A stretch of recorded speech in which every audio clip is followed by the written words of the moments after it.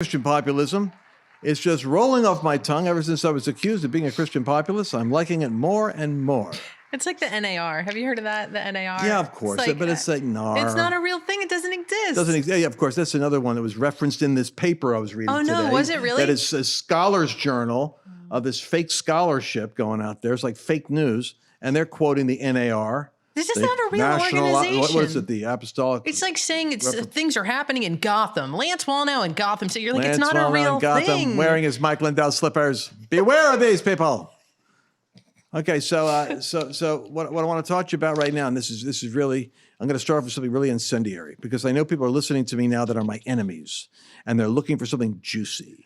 So let me give you something juicy. If Annabelle was here, she would say, "Pray for your enemies." Oh, yeah, that was the best. That was the best TikTok you guys ever did. What? That was my favorite. That was a Periscope. Oh, it was a Periscope. Yeah, sorry, not TikTok. It's when I was going off on the mayor of Dallas, Texas, and I was just on this 11 o'clock in the evening. I was doing my Periscopian. We had like 60,000 people back then on the broadcast, and my wife's sitting next to me, and I'm getting upset with this mayor and his destruction of Dallas.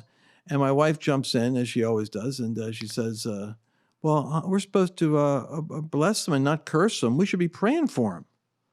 And it's like she said it, and threw me off so bad because we should be blessing and not cursing. Well, obviously, and we should be praying for them. I mean, it just ruined my whole momentum. It was the best. And it wasn't audio. It wasn't like a podcast. Some of you are hearing. People could see me as I went through the shades of what, and then conviction, and then submission. Like, yeah, agreement. Agree. Yeah, I guess we should. It was before I worked for you, and I remember watching it. Just like people listen to this or watch from home, and it was just the best. It was so like how your typical marriage is, and you're like incensed that she even interrupted, and then you kind of think about it. You're like, well, she's got a point, and then you're like, oh, I'm agreeing with this. Then conviction. And you're like, all right, let's pray. And then you guys prayed. It was just the best. Anyways, back to your enemies. Continue. Yes, but yes, I was going, oh, yes, I would have said something incendiary for those of you that want to get a sound bite against me. Do you know somebody said something to me regarding the Supreme Court? How we talk about our conservative Supreme Court, look how we were all, up there in Washington celebrating that Amy Coney Barrett was going in, and she has a Catholic charismatic Bible study, and it was an interesting bit of politics going on there. That what I thought was interesting was the way they savaged Kavanaugh. There was a debate on the Hill about going after her religion, going after her faith, after her charismatic theology, etc. And it was interesting. Nancy Pelosi. There are days and there are ways in which God moves that even amongst our enemies, we should be thankful for. She put the word out. Under no circumstance was she going to preside in the House over a grilling of this candidate on the basis of her Catholic faith, because Nancy is Catholic, like Biden is Catholic.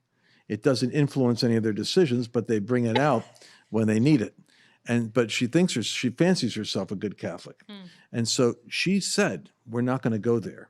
And that's the reason why Barrett got in without the bloodbath that Kavanaugh had to go through. So, but here's the point that's incendiary. You ready? Why can't we rely on Gorsuch and Kavanaugh and Amy? Because Catholicism evidently is electable in the Supreme Court, but evangelicals, who make up 40% of the Republican Party, never have their candidates put in because they're too controversial. In other words, Catholic theology is 50% Democrat and 50% Republican. You never quite know where they're going to end up. But with an evangelical, it's 80 to 85% with Trump. And within that, you got 15% that are never Trump that reluctantly vote for him anyway because they know his policies are right, even if they don't like his tweets. And if you're a tongue-talking Pentecostal, you got a real problem. Oh, you're a prophetic tongue-talking Pentecostal. Well, you're basically an insurrectionist, according to the scholars I'm reading. Anyway, so Well, I think we need to put an evangelical up there. They'll be a little more reliable. Instead of operating like Waffle House, they'll be straight up and don't waffle. Anyway, that's what you want. You want somebody up there that's going to actually represent the Constitution and represent sphere sovereignty. Remember this. So much you guys remember something. There was a guy named Abram Kuiper who was around during the 1900s, end of the 1800s, 1900s. Here's a pastor that I wrote about in the book, page 112 in this little book. And I was actually going to do a chapter called Hyperdrive with Kuiper Drive or something like that. But it was just too weird. But here's what this guy did. This guy was a Renaissance man. He's a pastor who was looking at the condition of the Netherlands and his nation, and he got mad because the state-funded school was like, I don't know, Catholic, I think, but it wasn't, or it was Lutheran or something. But he wanted to have funding for a school that was going to be evangelical and not the state-funded religion. And so he wanted to change that, and they wouldn't let the schools exist. They had to be the state school. So he started a newspaper, Catch the Seven Mountains. He moves from the Church Mountain to the Media Mountain and starts up a newspaper for the sole purpose of getting readership to agitate with his political issues with the government. He gets the newspaper going and starts hammering the government into submission, and he used the media to get the government to go along with his school idea. And so he ends up winning, but nobody else wants to start a school, so he has to start a school. He wins the issue, but nobody else wants, so he has to start the school. So he goes from the pulpit to the journalism to the Media Mountain, and then from there he goes to academia and starts a school. And while he's in the school, he ends up seeing other areas of government that need to be addressed, and he goes into politics. You catch what I'm saying? This guy is a mountain hopper. He goes from the mountain of church to the mountain of media to the mountain of education to the mountain of government, and is the prime minister of the Netherlands for like 6 years. The prime minister representing the Queen and the country. When he finishes that term, he gets so frustrated with the condition of the church, because he hasn't been in church in a long time, that he goes back to the church mountain and starts another denomination to wake up the lethargic church in the country. And he begins a Reformation party, basically a politically active denomination of reformers to take on the lethargy of the government and the nation. So the guy goes from the church to the media, to academia, to politics, back to the church. The only thing he didn't do was business. You know who that's like? Trump. Ah, there's an original thought. Develop that.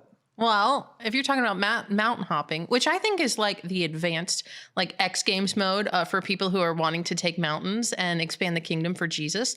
You know, you're not just in one mountain, but you develop in one, right? So Trump was in business. He developed in business. Then we saw him pivot into media with The Apprentice, dominated in ratings for The Apprentice, and then leveraged both of those. And when it was time to run for office, he ran for office and said, you know what? I love this country. I think things are going the wrong way, and I'm going to run. And he went out there with really original ideas, and he had a lot of friends, right? Especially before he ran, and the media did their job that they did on him. But and now where's he moving back into? He's moving into social media. He's going to have his own media company. This is so true. And you know what Rush Limbaugh said?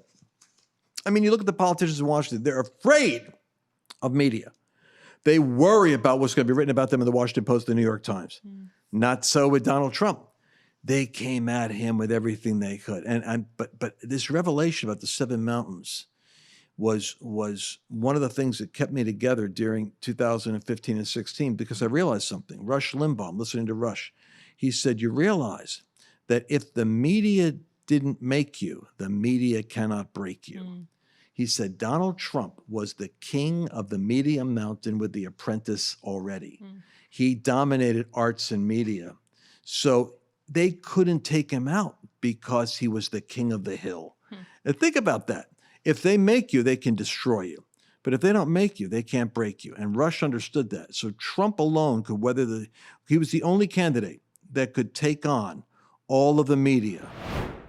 Don't go anywhere. You're going to miss it. The whole podcast is over on lancewallnau.com/podcast. This is just an excerpt. Go watch the full thing. Click the link in the description. It'll take you right there.